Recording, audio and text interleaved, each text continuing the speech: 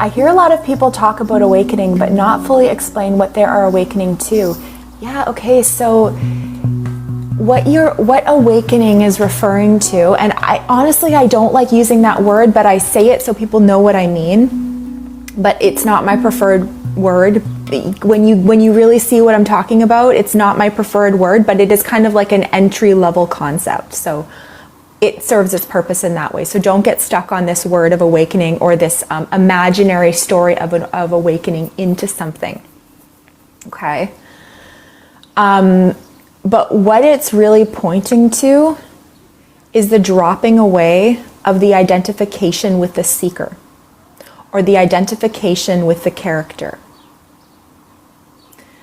And the character is a formation of memories, of thoughts, of story, of past and future, right? It exists in the past and future. It exists in thought. And it really exists in the thoughts that appear that say I need this, I did this, I regret this, I want this. And so it is assumed that the thoughts that say I is our voice. But come into your direct experience right now, and I want you to see what your next thought's going to be. What's your next thought going to be before you have it? You're not choosing the thoughts. You're not choosing them. You're not choosing any of them. They're a program. They're a mental program that is a product of words and language. But thoughts are powerful when they're believed in. And so all of the thoughts, like the mind references that, and it imagines it imagines itself to be a compilation of those thoughts. Memories, stories, that past, future, personality traits. It imagines itself to be that story contained in thought. But what's here right now that's not a thought?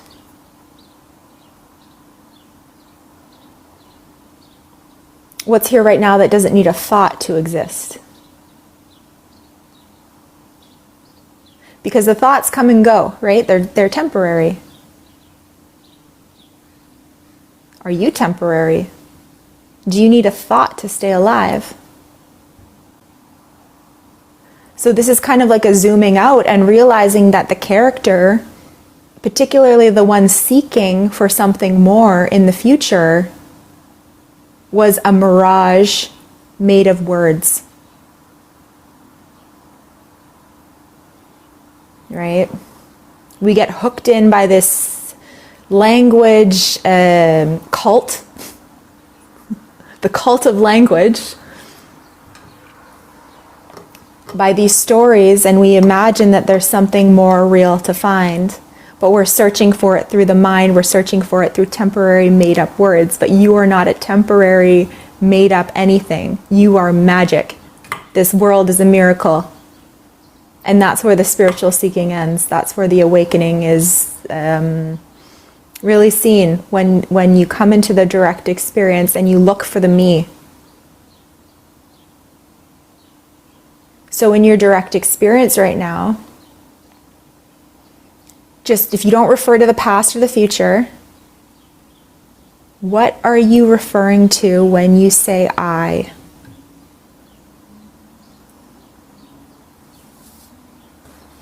What is I right now? Just in this moment, what is I?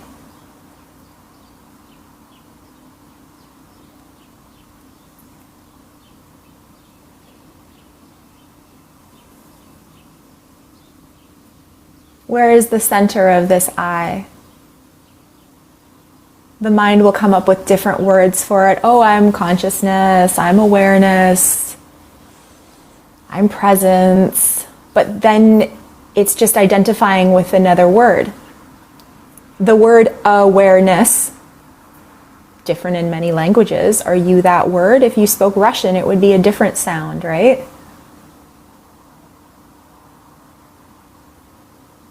Are you that sound awareness? That concept awareness? What are you without concepts right now?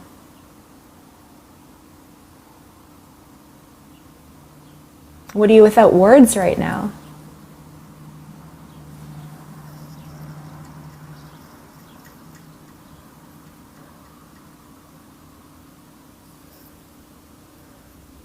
While we are in the now, there's still more to this. What are you without that thought? Shane? Because that's just a thought, right? There's more. There's more to find. I will find more of myself in the future. Who told you that? Where's the future right now? What is more? What does more even mean? That's just made up.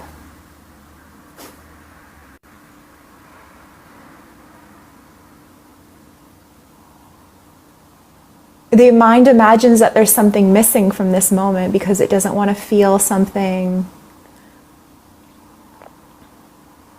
But those are only thoughts. Thoughts that are judging an experience that's happening, and it compares what is with what isn't. And so it just keeps chasing an illusion, trying to find what's missing, not realizing that the problem was the thought that something's missing, that the belief was something's missing. But if you come into this direct experience right now, and you take away the words, you unpeel all of the labels that your mind is interpreting reality through, take away the words. Is anything missing from this moment? From this very millisecond, is anything missing?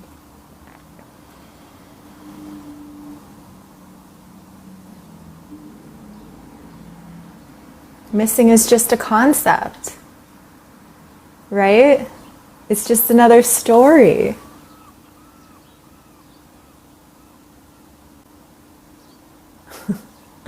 My ghost boyfriend. That's funny. Where is the moment? Yeah, where is the moment coming from? Where is this moment coming from?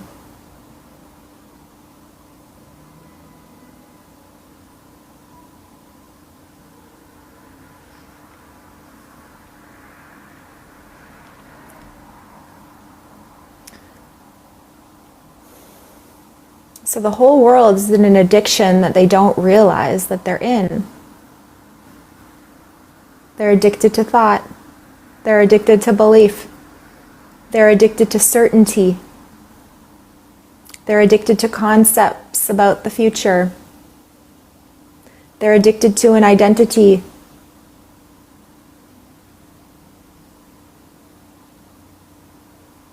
But it's only thoughts, it's only words, and words are all made up. What's here right now that's not made up?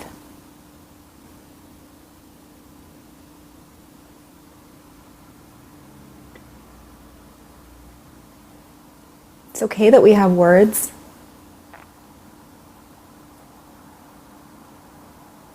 But they're not here to tell you who you are. It's very, very simple. And it can take some time to adjust,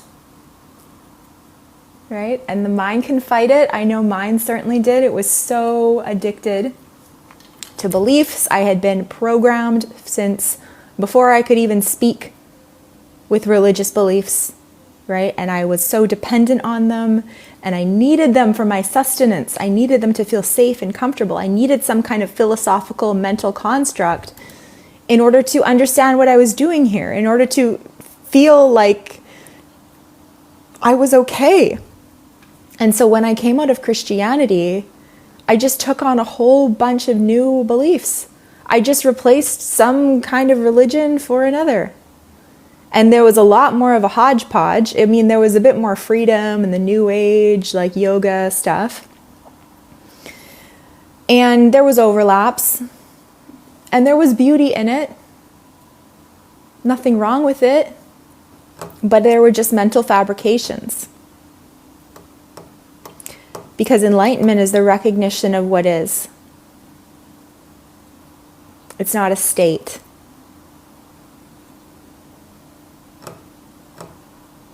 It's nothing that you can claim, that you can say, I've got it, that you can grasp, right? That you can find a position for.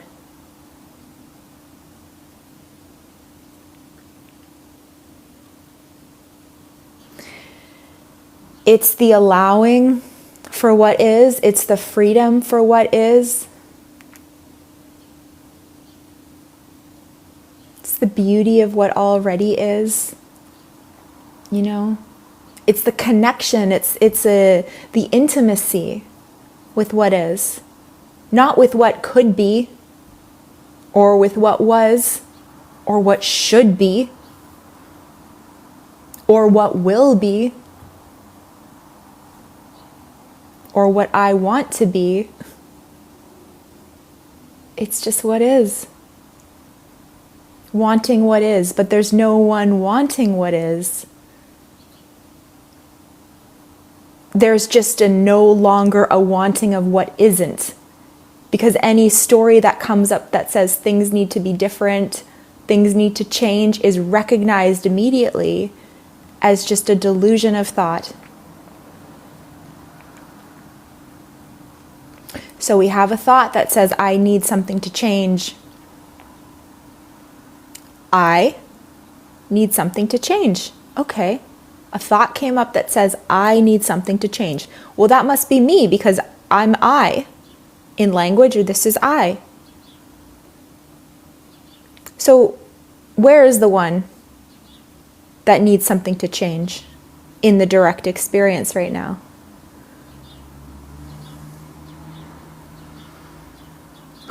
Who is the one that is saying, I need something to change? Who is the one that's expressing that right now? Because you didn't choose that thought. It just appeared. And it said, I.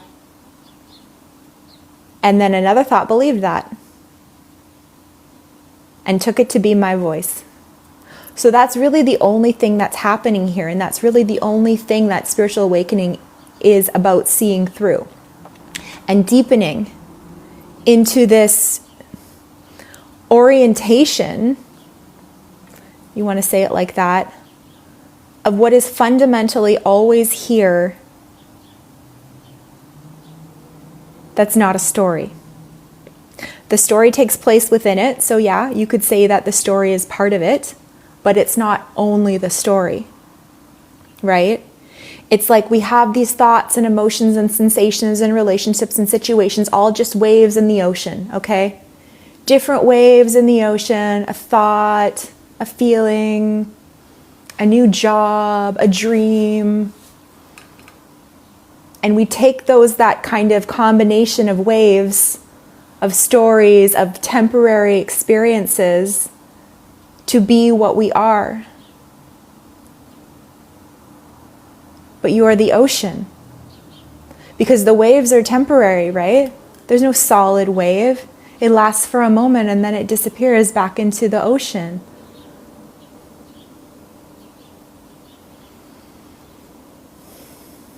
Where's the center of the ocean? Where can you grasp the ocean? Can you hold it in your hand? Can you claim it?